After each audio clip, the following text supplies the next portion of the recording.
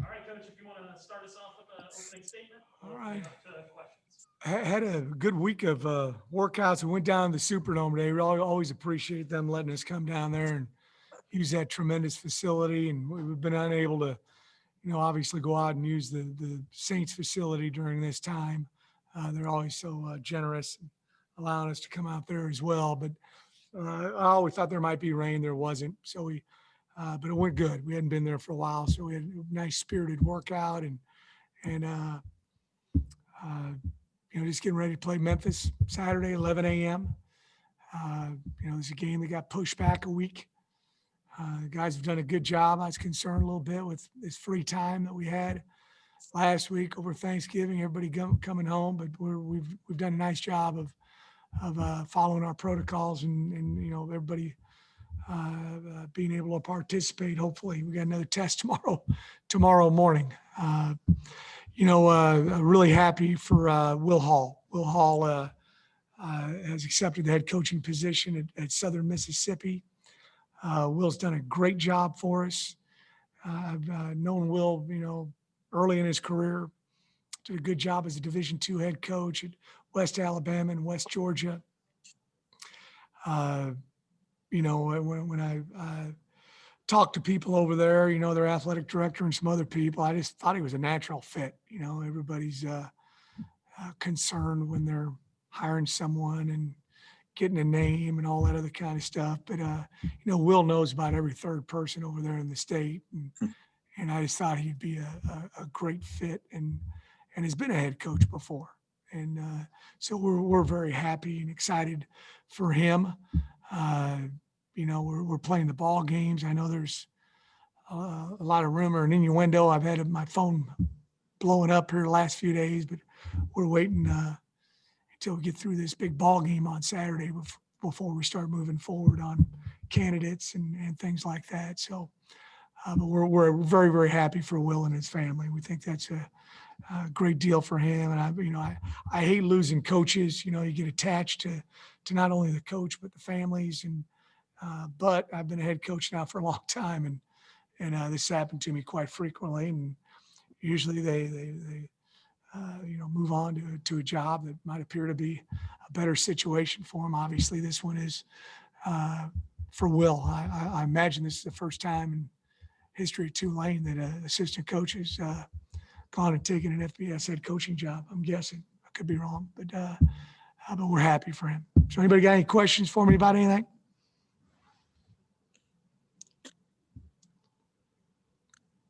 Willie, clearly it seems like Will, you were apprised as this was going on in terms of the negotiations with Southern Miss and that thing. Just talk about the communication on that front. Well, he did a great job. He told me what was happening, what was going on, and the athletic director over there, Jeremy, did a great job as well. That's just the thing. You want to try to, this day and age, difficult to keep everybody apprised and kind of keep it quiet because you don't want this to be a distraction, but he obviously he did a great job being very, very professional in this situation, in which I had, that was, I didn't expect anything less. Right. And obviously this would have happened after your final regular season game if it had gone on as originally scheduled. Do you feel pretty good? I mean, it's a distraction even if you don't want it to be when a coach is leaving in this kind of situation. You feel like the players have done a pretty good job processing it. So I think they've done a great job. One of the things I did, when we announced it to the players Wednesday morning prior to practice was, I got all the seniors up there too, because it's going to be their last game, for a lot of those guys. And, I said, Will's given his blood, sweat, and tears for 2 years for Tulane University. I got some of these guys who've done it for 5, so let's send them all out on a good note.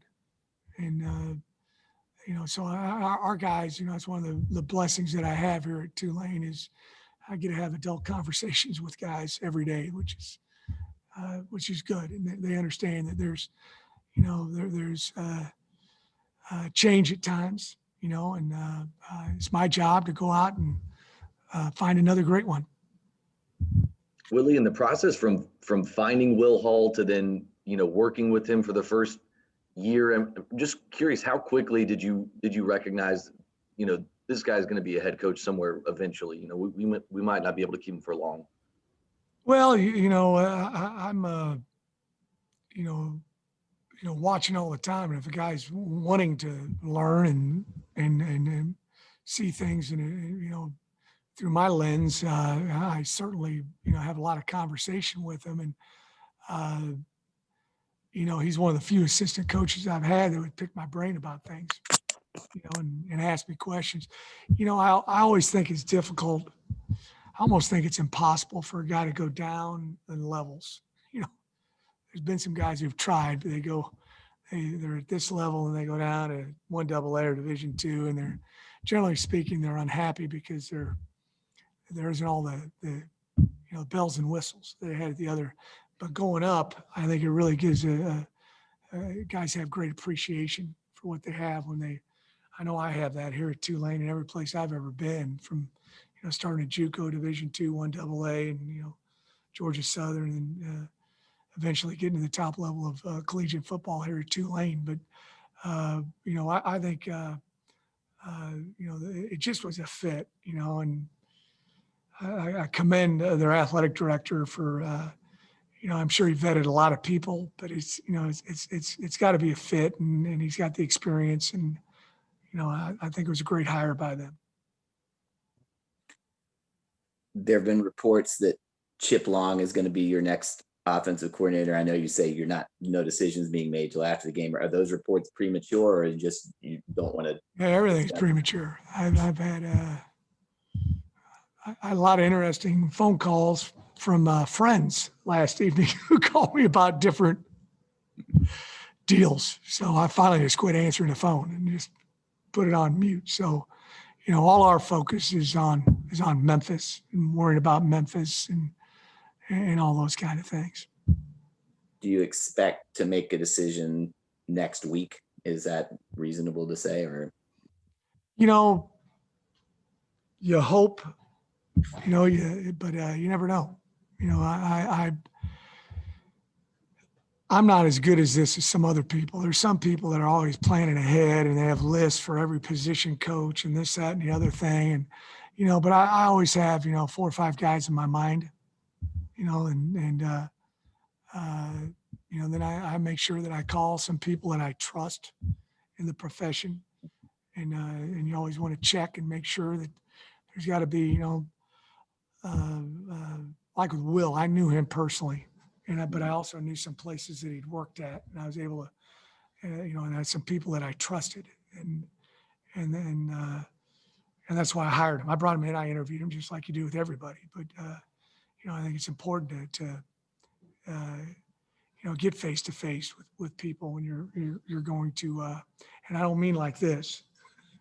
In the COVID era, this is face to face, right? I'm talking about in real face to face.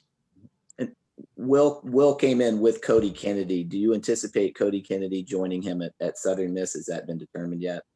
I don't think it's been determined at all. I always want everybody to do what they feel is best for them and their career and their families and all those other kind of things. And Cody's done a tremendous job for us as well. We're not going to broach that with anybody until after we get done with this ball game. Hey, Coach, I told Will that also. Sorry. Go ahead, Rod. Yeah, Coach, it's pretty obvious what Will brought to you all on the field, but how much will you miss a guy like that just as far as what he did in the area of recruiting, especially, he had such ties to Mississippi and bringing some of those guys in. Yeah, he did a good job, in Mississippi and he knows everybody over there. And even if he didn't, he'd be a good recruiter. I've had guys that a good recruiter is a good recruiter, whether you put him in Alaska or Florida, and I'm blessed that I got a bunch of those guys on my staff. Anything else for Coach Fritz? Yeah, I got another question. You talked about those fifth-year senior. Those guys basically are same, been here the same amount of time as you. What have they sort of just meant to this program and to where you all are? Well, they just bought into everything that we're doing. It's just always fun to, I can't even tell you how many of these guys have graduated already, before we play this game on Saturday. A bunch of them are finishing up master's degree, and I have not talked to any of them about next year, because we got this, free year right now. So I'm sure some of these guys are going to come back and get more degrees. But I didn't want that to be a distraction. I want it to be their decision, and have that good conversation when the season gets over.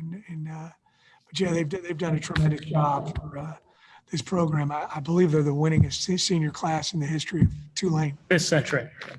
So that's something too.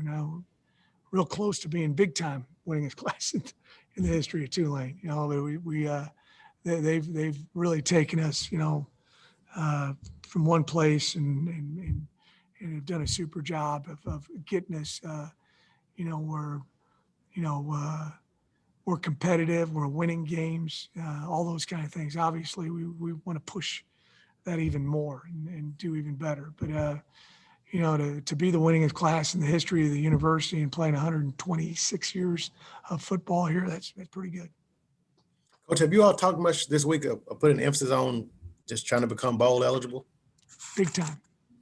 It's a huge goal for us, and that's something we've talked about all season, and certainly we've talked about it this week. Anything else for Coach Fritz? Pretty Yeah, good. one more thought. Sorry, Tom. Willie, I was looking at an interesting stat this week. I think in total offense, you guys are around 62nd in the country, if I remember correctly. But offensive touchdowns, you guys are 5th in the country. I think you only trail guys like Clemson, North Carolina, BYU, kind of in that group, SMU. I'm just curious, when you've had an opportunity to punch it in, it seems like you guys have been able to score a lot of touchdowns.